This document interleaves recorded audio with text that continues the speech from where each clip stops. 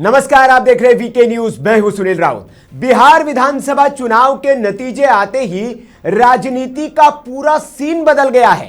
तेजस्वी यादव, जो अभी तक खुद को सत्ता का सबसे मजबूत दावेदार मान रहे थे, चंद घंटों में अर्श से फर्श पर आ गए। और अब एक नया सवाल, क्या तेजस्वी नेता प्रतिपक्ष भी बन पाएंगे? सवाल इसलिए क्योंकि खबर यह है कि अमित शाह बिहार में बड़ा खेला करने वाले हैं। क्या है वो खेला और कैसे तेजस्वी को लगने वाला है एक और बड़ा झटका? आज इसी पे करेंगे डिटेल्ड विश्लेषण। सबसे पहले बात करते हैं नतीजों की, जिसने आरजेडी की पूरी रणनीति को ध्वस्त कर दिया। 2010 में लालू यादव की आरजेडी जहां खड़ी थी, 2025 में 15 साल बाद तेजस्वी यादव की आरजेडी उसी हाल में पहुंच गई है। इतिहास खुद को दोहराता दिख रहा है, लेकिन सीएम बनने का ख्वाब देखने वाले, शपथ ग्रहण का बिहार को पहले से न्योता देने वाले अति आत्मविश्वासी तेजस्वी के लिए यह पहला झटका नहीं है। उनको इससे बड़े झटके के लिए तैयार रहना होगा, क्योंकि कहा जा रहा है कि बीजेपी तेजस्वी को इससे भी बड़ा झटका देने की तैयारी में है। क्या है वो झटका, आगे बताऊंगा। बात राजनीतिक विश्लेषकों की करें तो वो मानते हैं कि तेजस्वी अपने ड्राइंग रूम में बैठकर कागज पर माई समीकरण यानी कि MY समीकरण बनाते रहे। यादव और मुस्लिमों का वोट उनका ही है, ये मुगालता पालते रहे, और इधर जमीन पर वही समीकरण टूट गया। इसके वजह से इस तरह का नतीजा बिहार में आया। बिहार की राजनीति में आरजेडी की सबसे बड़ी ताकत यादव वोट इस बार एकजुट नहीं रहा। अगर यादव वोट 100% साथ होता तो तेजस्वी राघोपुर में भी नहीं फंसते, लेकिन जिस तरह से आरजेडी के यादव परिवार के गढ़ में तेजस्वी घसीटते हुए चुनाव जीते हैं, उससे यह तय हो गया है कि यादवों का भी मोहभंग अब लालू परिवार से हो चुका है। आपको याद होगा, जिस तरह से राबड़ी देवी को राघोपुर में घेरा गया था और तीखे सवाल पूछे गए थे प्रचार के दौरान, तभी यह तय हो गया था कि राघोपुर इस बार तेजस्वी के लिए टफ होने वाला है। और जब चुनावी नतीजे आए, ईवीएम खुलने लगी, तो उसमें साफ दिखने लगा कि राघोपुर में तेजस्वी के खिलाफ नाराजगी थी और यादवों ने उनका साथ नहीं दिया। राघोपुर में तेजस्वी की एक कम अंतर वाली जीत एक संकेत है कि मुश्किलें केवल एक सीट तक सीमित नहीं है, यह समस्या पूरे बिहार में फैली हुई है। और अब बात 18% मुस्लिम समाज की, जो आरजेडी का पारंपरिक वोट बैंक माना जाता है, या एक तरह से आरजेडी जिसे अपनी बपौती मानकर चलती है, लेकिन इस बार वो भी खफा दिखे। कारण, उप मुख्यमंत्री पद पर मुस्लिम चेहरे की घोषणा नहीं करना। 2022 में अगर हम बात करें तो मंत्री पदों का बंटवारा जब तेजस्वी यादव को मौका मिला था, तब उन्होंने मंत्रिमंडल के कोटे में अपनी जाति को उन्होंने जरूरत से ज्यादा प्राथमिकता दी। और न सिर्फ मंत्रिमंडल बंटवारे में, बल्कि अभी की अगर हम बात करें तो टिकट बंटवारे में भी तेजस्वी यादव ने मुस्लिम बहुल सीटों पर भी यादव प्रत्याशी उतार दिए। वही गलतियां थी जहां से नाराजगी की शुरुआत हुई, और इस बार चुनाव में नाराजगी वोट में अग्रेशन बनकर सामने आई। तेजस्वी ने इस बार, मैंने बताया आपको कि 52 यादव उम्मीदवारों को टिकट दिया, लेकिन फिर भी यादव उनके साथ पूरी तरह से खड़े नहीं हुए, और यादव की प्राथमिकता ने मुस्लिमों को नाराज कर दिया। रही सही कसर वीआईपी के मुकेश सहनी के डिप्टी सीएम पद पर ऐलान ने पूरी कर दी। मुसलमानों के बीच संदेश गया कि 18% वाले क्या दरी उठाने के लिए हैं, और 2% वाले को डिप्टी सीएम बनाकर ऐलान कर दिया आपने। हालांकि तेजस्वी ये बताते रह गए कि भैया और भी डिप्टी सीएम हम बनाएंगे, सत्ता में आएंगे तो एक मुसलमान डिप्टी सीएम भी बनाया जाएगा, लेकिन तब तक बात बहुत आगे निकल चुकी थी। भारतीय जनता पार्टी ने इसे नैरेटिव बनाकर पेश किया और मुसलमानों के बीच प्रचारित किया कि तेजस्वी यादव के लिए मुसलमान सिर्फ वोट बैंक है, उनका वो भला नहीं चाहते हैं।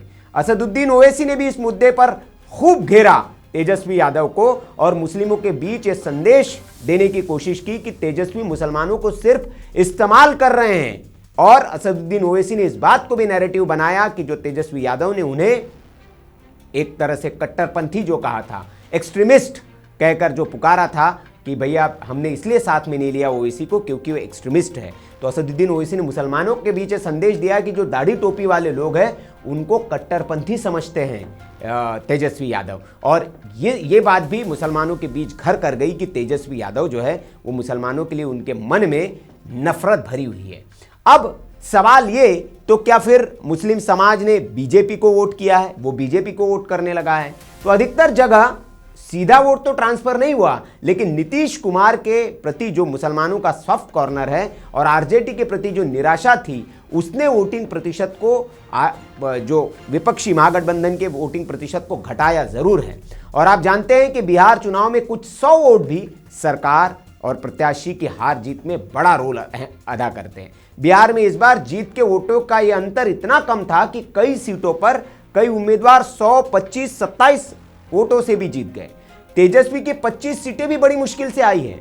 इनमें से 10 सीटें तो ऐसी है जहां पर तेजस्वी के उम्मीदवार महज कुछ 100 या फिर 1000 वोटों के अंतर से जीत पाए, वरना तेजस्वी को 15 सीटों पर ही संतुष्ट होना पड़ता। और यह हालात शायद मुसलमानों की नाराजगी की वजह से ज्यादा हुए हैं। तेजस्वी की यही अपरिपक्वता उन्हें ले डूबी। तेजस्वी ने तिनका तिनका जोड़ने के चक्कर में मुकेश सहनी को उनकी राजनीतिक हैसियत से कहीं ज्यादा वजन दे दिया। पर हुआ क्या? एनडीए ने सहनी का पूरा वोट बैंक तोड़ दिया।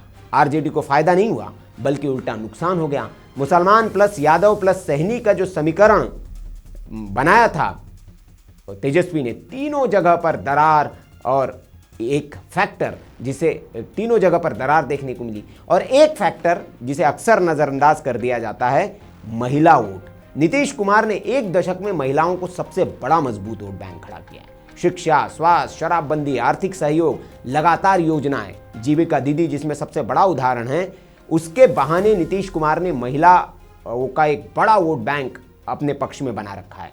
और तेजस्वी यादव वो महिला वोट की तरफ बिल्कुल भी उन्होंने ध्यान नहीं दिया, और माई समीकरण का महिला हिस्सा भी इस बार एनडीए की तरफ गया, ये राजनीतिक विश्लेषक कहते हैं। अभी हालांकि डिटेल जब आएगा तो इससे पता चल जाएगा, और ये हुआ है, ये तय है, इसीलिए इतना बड़ा वोटों का अंतर देखने को मिल रहा है। अब आते हैं सबसे बड़े सवाल पर कि क्या तेजस्वी नेता प्रतिपक्ष भी बन पाएंगे? कारण बहुत गंभीर है। आरजेडी विधायक दल में नाराजगी है। एनडीए की नजर सीधे अब आरजेडी विधायकों पर है। अगर आरजेडी टूटा तो बीजेपी का खेल और खुल जाएगा। नीतीश कुमार फिर पूरी तरह से बीजेपी के पाले में आ सकते हैं, क्योंकि विपक्ष खत्म हो जाएगा। और यही शायद अमित शाह का बड़ा खेला है।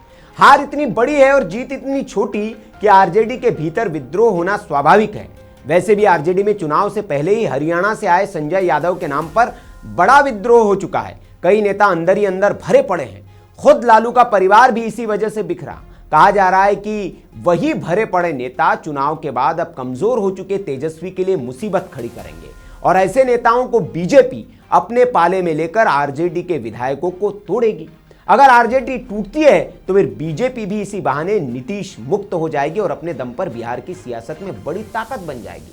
अभी तेजस्वी के पास गिने चुने विधायक है जो उन्हें नेता प्रतिपक्ष बनने के लिए मदद कर रहे हैं। आपको बता दें कि 10% सीटें चाहिए होती है और 245 के अनुसार 25 विधायक कम से कम आपको चाहिए ताकि आप नेता प्रतिपक्ष बन पाए, और उतने ही विधायक हैं।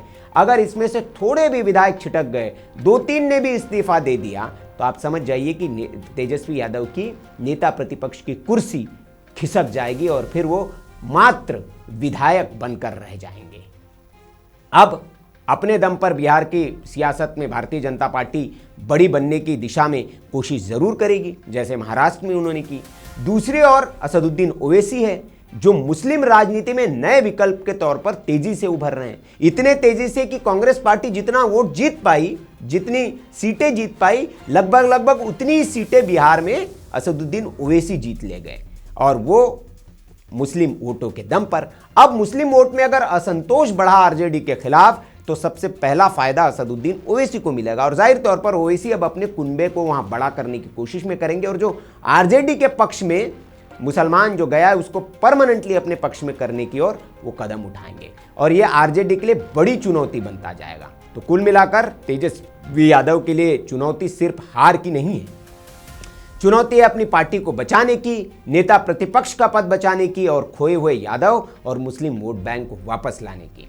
वही दूसरी ओर बीजेपी और अमित शाह के लिए बिहार अब सिर्फ एक चुनाव नहीं, एक लंबी रणनीति का हिस्सा लगता है।